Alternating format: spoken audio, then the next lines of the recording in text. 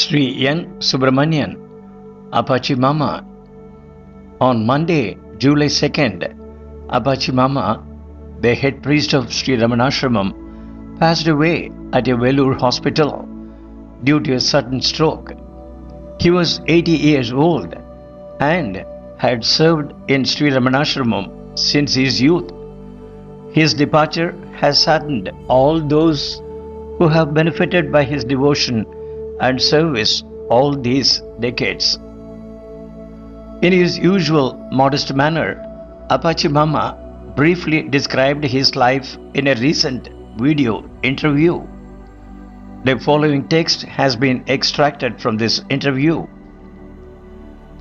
I joined the Ashram Vedapatasala on 8th of January 1942 and finished my course in 1950. During those years, the Patasala boys had to perform most of the ashram chores.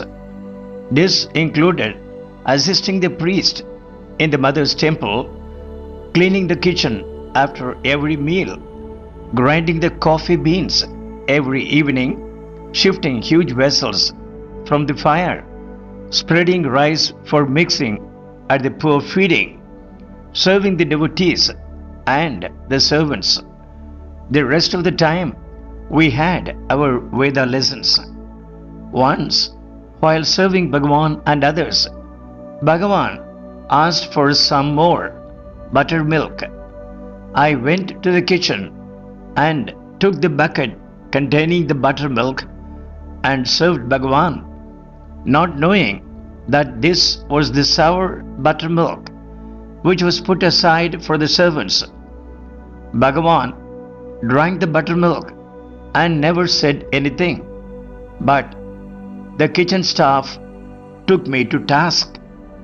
I was shocked to know that inadvertently I served sour buttermilk to Bhagawan. I was too shy and frightened to face him. Even during the morning and evening Veda Parayana in the hall, I sat at a distance from him and at meals avoided serving him.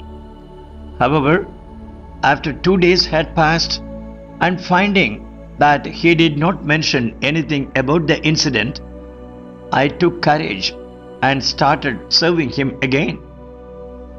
In 1950, after Bhagawan's Mahanirvana, I joined a secondary school, and after finishing the 8th standard, I took a teacher's training course.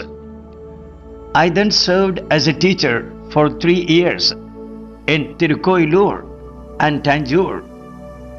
At the time, my pay was 45 rupees per month.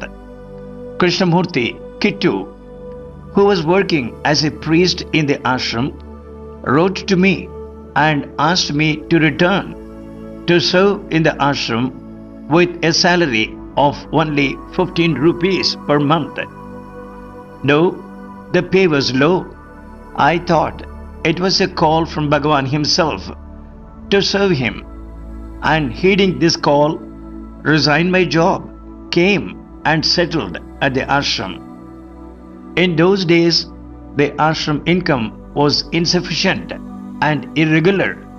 Consequently, we used to be paid only when there were enough funds. These days, of course, even before the end of the month, we get our pay. Things have changed considerably, as the electrician and plumber would not come to the ashram when called. I also took up that work. I did most of the electrification and plumbing to the newly built cottages. I also had to prepare Naivedya, do the grinding work for the temple, go to the town for collecting papers, get signatures from the trustees, maintaining accounts, etc. All these responsibilities devolved on me. Later on, the situation improved and the ashram had its own plumber and electrician, and the other jobs were taken over by the office staff. In this manner, I have been at the service of Bhagawan for more than 50 years.